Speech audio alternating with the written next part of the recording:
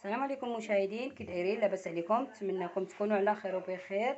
اليوم جيت نقدم لكم واحد الحليوه سهله في التحضير وبسيطه في المقادير. نقدم لكم لا طارت السيترون.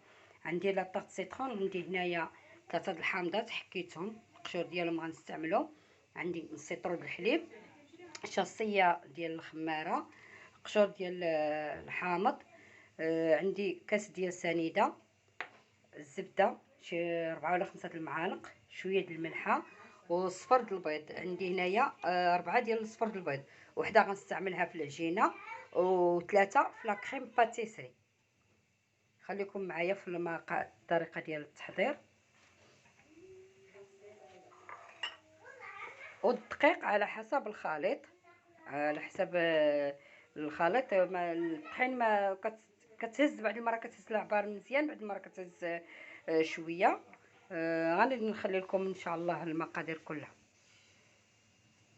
خيط الفورس واحد 150 غرام، واحد سلافه ديال الفورس. عندي هنا درت واحد سلافه ديال الفورس. عندي واحد الكاس ديال سنيده،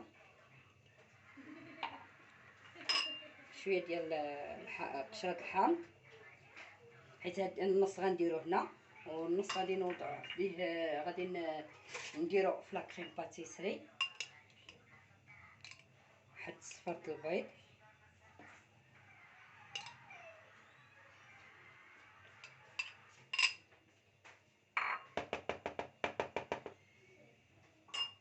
شاصيه د الخميره،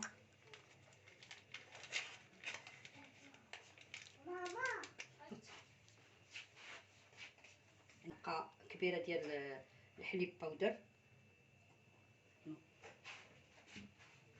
واحد القبيصه ديال الملحه،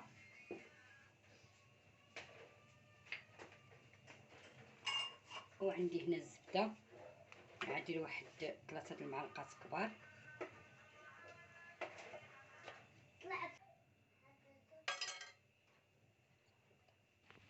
هانتوما دابا بعد ما كنخلطوا داك العناصر كلها مع بعض، ديك الزبده والبيض، كتبقى تخدموا مزيان مزيان، كتستهلك الخدمه مزيان على حسب باش داك الزبده كتدخل الدقيق.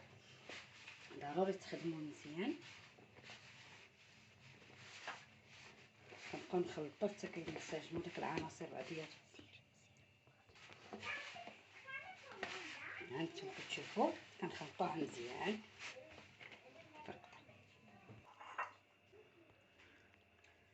هانتوما المشاهدين، دابا العجينه ديالنا بعد ما طلقناها من الثلاج، هانتوما كتجي ما كتجيش غليظه، ما كتجيش رقيقه.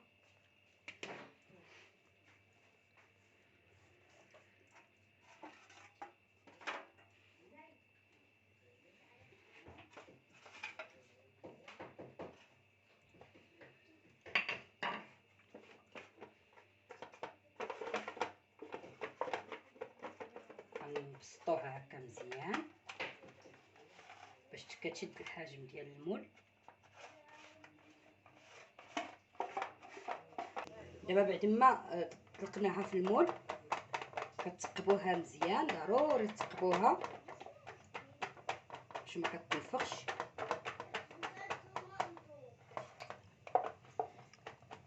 ودابا غنوضعوها في الفرن، ولكن راه كتخدم في المول مزيان مزيان. كتحاولوا تثبتوا هاد الجوانب مزيان وتقادوهم باش ما كتجيش غليظه، حتى الا جات غليظه غتجي لاباط غليظه بزاف وكتجي زوينه. غنوضعوها في الفرن واحد ربع ساعه ونتلاقاو مع بعض.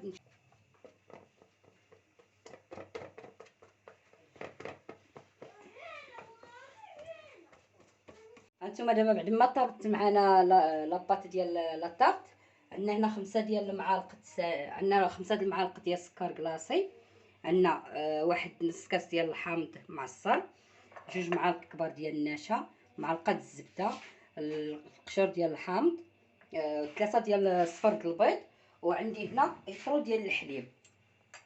دابا بعد ما رديت الحليب على النار، بعد ما رديت الحليب غادي نكب عليه سنيده سكر سنيده، سكر سنيده ولا سكر كلاصي اللي عندكم متواجد. غنوضع داك الصفر د البيض،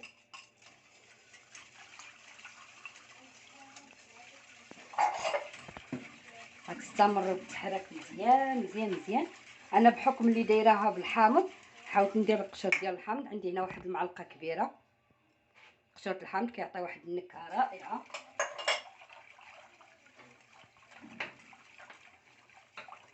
غنوضع النشا 2 معالق كبار،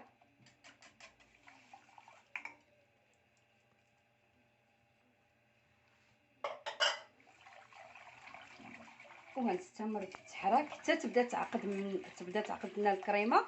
عاد نوضعوا الحامض، حيت الحامض ما يمكنش ديريه من الاول كيقطع الكريمه.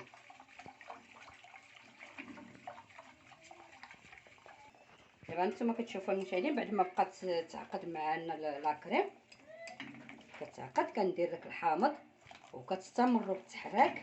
خصكم تحركوا مزيان مزيان باش ما تقطع لكمش.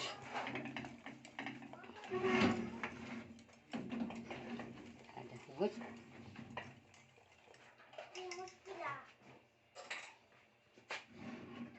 نتوما كتشوفوا كيف بقات كتعقد.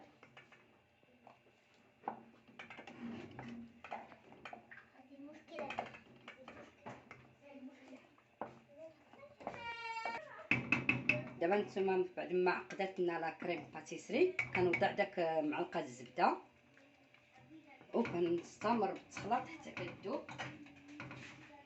ضروري داك معلقه الزبده باش كتعطي هذيك اللذه وتعطي هذيك البريو، كتجي غزاله.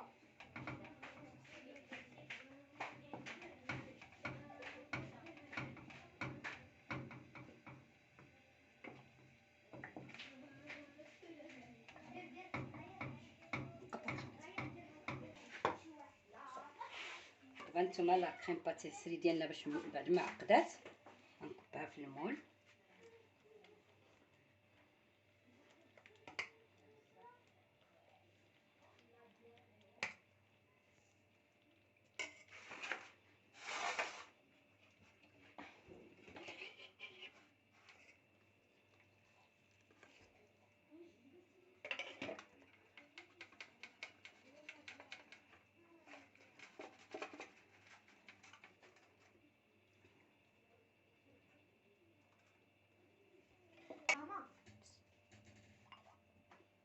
دابا هادي ديال الاناناس، هادي زوقتها باناناس، وهاد اللي فروي زوقتها على هاد الطريقه.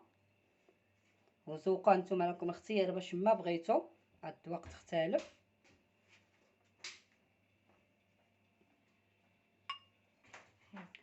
هادو داك الفروي كونفي لي صوبت معاكم ديال الدلاح راه العديد ديال الاشياء تصوبيهم بهم مفيدين مزيان بزاف. وعندي هنايا واحد شويه ديال داك الماء ديال الاناناس طيبته مع السكر انت ولا كاين الكليكوس، وكنزوق وكندهن به باش كيعطي واحد البريو، كيخلي داك اللمعان على اناناس.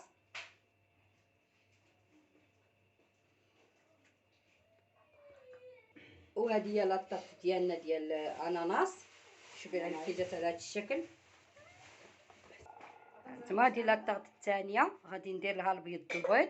عندي هنايا 4 ديال البيض البيض وواحد القبيصه ديال الملحه، غادي نخلطهم مزيان بالخلاط الكهربائي. وعندي شي 3 د المعالق ديال السكر كلاصي.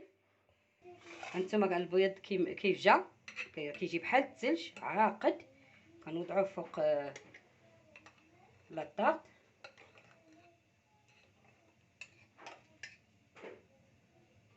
كنحاولوا نسرحوه مزيان.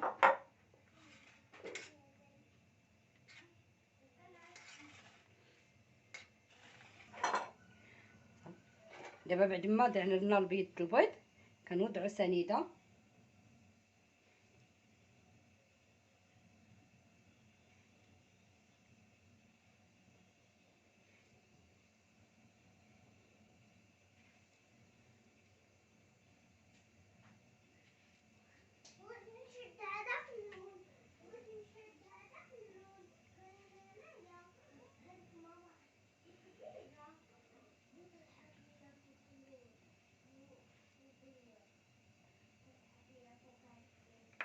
ونوضعوها في الفرن. يتحمر لنا البيض ونرجعوا معكم.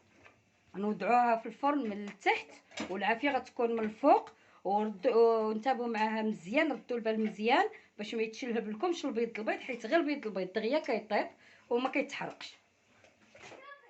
هذه هي لاطاط ديالنا بعد ما جبدناها من الفرن درناها تحمر. هانتوما كي كتشوفوا ما خصكش تغفلوا عليها على حساب السكر، دغيا كطيب. وهانتوما كتشوفوا الشكل ديالها. غنديروها في الثلاجه تبرد ونوريكم كيفاش جات الشكل النهائي ديالها.